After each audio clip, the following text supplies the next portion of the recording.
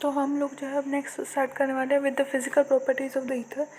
The CO bond in the ether जो होता है वो पोलर होता है। CO बॉन्ड जो होता है ईथर में वो पोलर होता है and thus ethers have a net dipole moment, उनके पास नेट डायपोल मोमेंट होती है।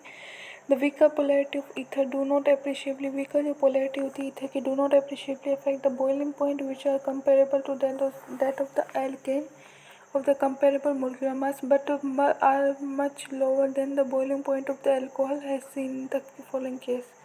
ठीक है, पेंटेन की बात करें तो एन पेंटेन की बात करें तो बॉइलिंग पॉइंट 309 होता है और इथोक्सीथेन की बात करें तो 307.6 होता है। ब्यूटेनॉल जो होता है उसका 390 होता है। ठीक है, एन पेंटेन, इथोक्सीथेन और जो है ब्यूटेनॉल इनके कंपेरिजन की बात करें तो सबसे ज़्यादा होता है अल्कोहल का होता है यानी 390।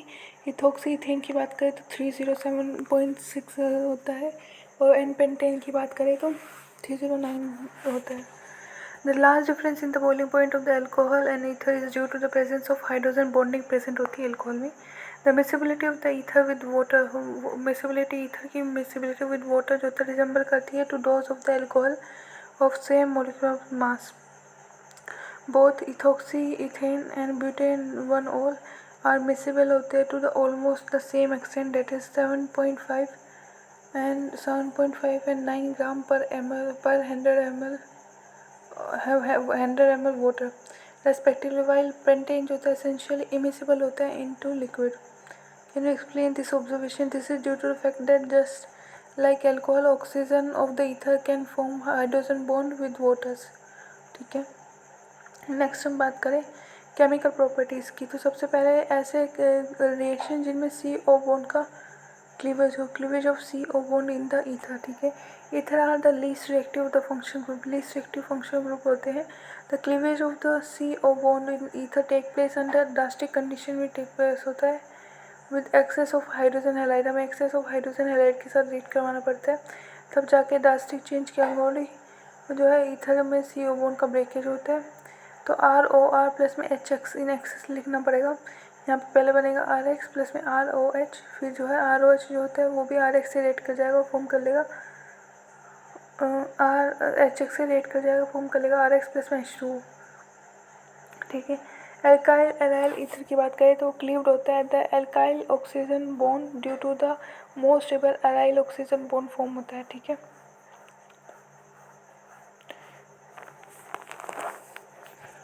ठीक है, हम बात करते हैं यहाँ पे बॉन्ड तोड़ने पे O- किस पे सबसे ज़्यादा स्टेबल होगा, उस पे जो है O- आएगा, बाकी वाले पे जो है R+ आएगा। ठीक है,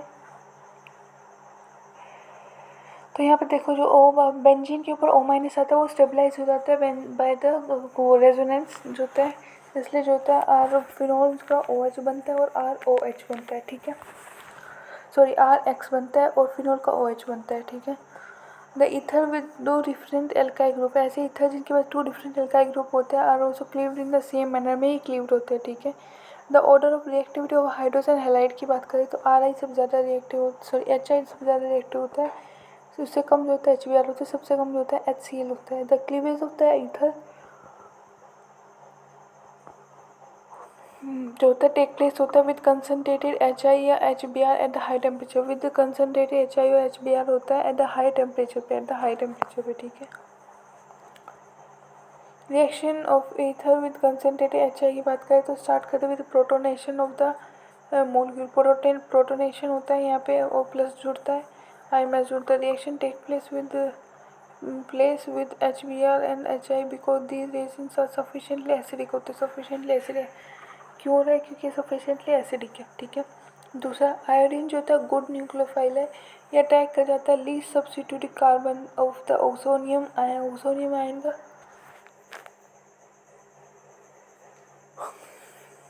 लीस्ट जो है least oxonium ion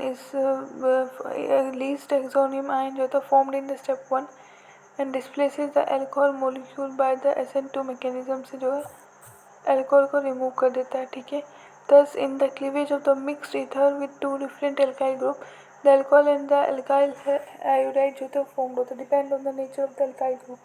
when primary and secondary alkyl group जो होता है वो प्रेजेंट होता है। It is the lower alkyl group that forms, जो कि फॉर्म करता है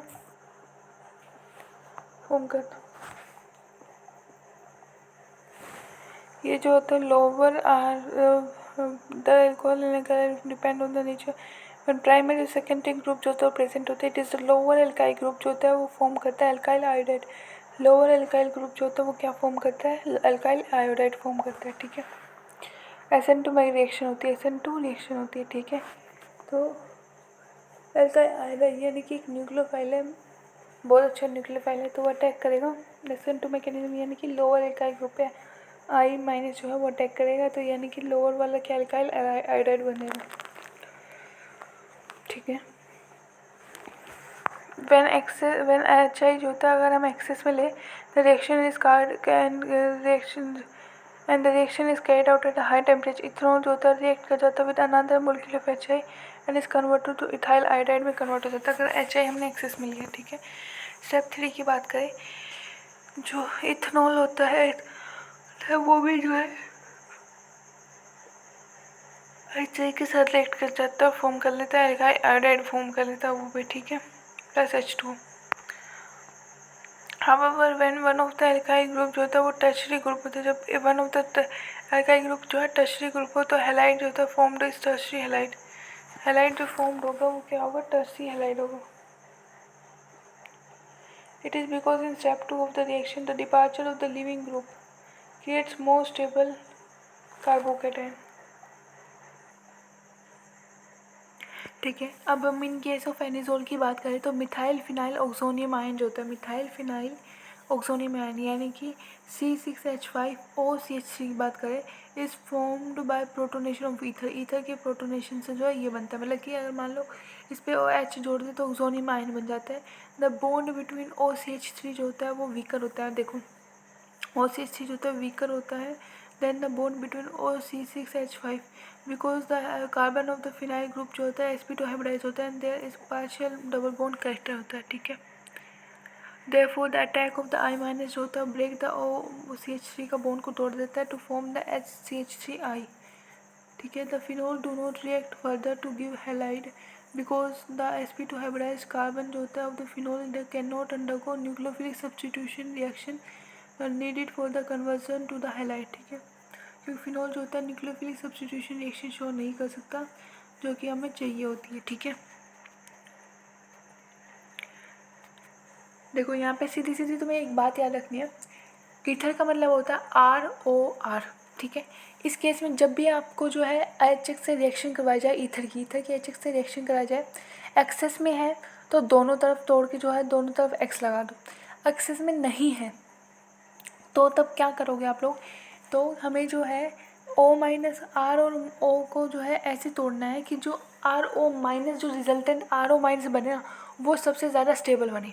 ठीक है, RO माइनस जो है स्टेबल बनना चाहिए, RO माइनस जो है वो स्टेबल, यानी कि RO माइनस O पे जो माइनस आए वो स्टेबलाइज हो जाए बाद में, या फिर जो है दूसरे के कंपेयर में जो ज़्यादा स्टेबल हो, दोनों कम में से जो ज़्यादा स्टेबल हो वो बनेगा RO माइनस। ठीक है, और उस पर आके जुड़ेगा X, और जो दूसरा वाला R माइनस बचेगा उस पर X जुड़ेगा। ठीक है, तो वो RX बनेगा और वो ROH बनेगा। ठीक है, अगर जो है वो 3 डिग्री मतलब कि जो है मतलब हाई डिग्री का बन रहा है, ROH जो होता है वो हाई डिग्री RX जो होता है वो हाई डिग्री का RX मतलब कि हाई डिग्री का जो मतलब कि कार्बन है या फिर जो हाइड्रोकार्बन है वो RX बन रहा है तो वो SN1 को फॉलो करेगा, और जो है अगर लेस स्टेबल वाला मतलब लेस डिग्री वाला बन रहा है तो SN2 मैकेनिज्म को फॉलो करेगा। ठीक है, जैसे यहाँ पे बोला है give the major product by heating with HI के साथ हीट कर रहे हैं, आप बताओ मेजर प्रोडक्ट क्या बनेगा।